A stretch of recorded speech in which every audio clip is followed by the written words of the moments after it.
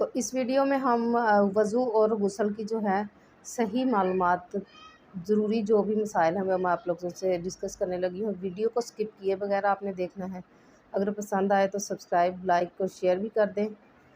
I can کے button کو دبانا نہ بھولیں تاکہ میری ہر ویڈیو آپ لوگوں تک بآسانی پہنچ سکے۔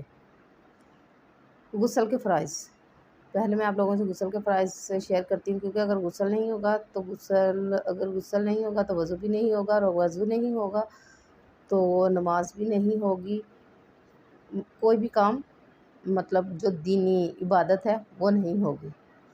تو غسل کے جو فرائض ہیں وہ 3 ہیں، بنیادی فرائض جو ہیں وہ 3 ہیں۔ اس کے بغیر غسل نہیں ہوتا۔ اگر بال برابر جگہ بھی خشک رہ جائے تو غسل جو ہے وہ نہیں ہوتا۔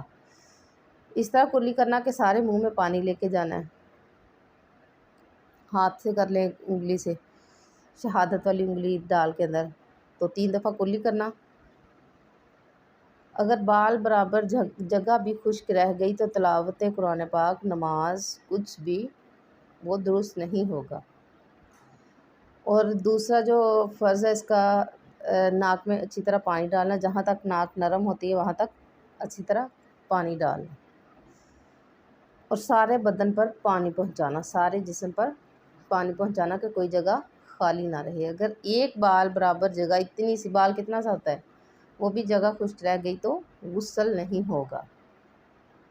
پہلے 3 دفعہ دائیں کندھے پر پانی ڈالیں ایسے، پھر بائیں پر، اور پھر سارے جسم پر پانی ڈالیں۔ یہ تو ہو گئے غسل کے فرائض۔ اب میں آپ سے وضو کے فرائض شیئر کرتی ہوں، کیونکہ اگر وضو انسان نماز پڑھتا ہے نا، وضو کرتا ہے، تو جب وضو کرتا ہے اگر وضو ہی صحیح طریقے سے نہ کیا جائے تو وہ عبادت کا صلہ میرے خیال میں کیا ملے گا۔ تو جب وضو کریں تو خیال سے کیا کریں، اس کے فرائض پورے کیا کریں۔ وضو کے جو ہیں وہ 4 فرائض ہیں۔ سارا منہ دھونا، کلی وغیرہ کرنا، ناک میں پانی ڈالنا، یہ سارا منہ میں آ جاتا ہے 3 دفعہ۔ کوہنیوں تک ہاتھ اور بازو دھونا اچھی طرح، تاکہ اتنی سی بھی جگہ خالی نہ رہے۔ اگر خالی جگہ رہ گئی تو کیا ہوگا؟ خالی جگہ رہ گئی تو وضو نہیں ہوگا۔ چوتھائی سر کا مسح کرنا، ایسے ہاتھوں سے مسح کرنا سر کا، اور اس کے بعد پاؤں دھونا۔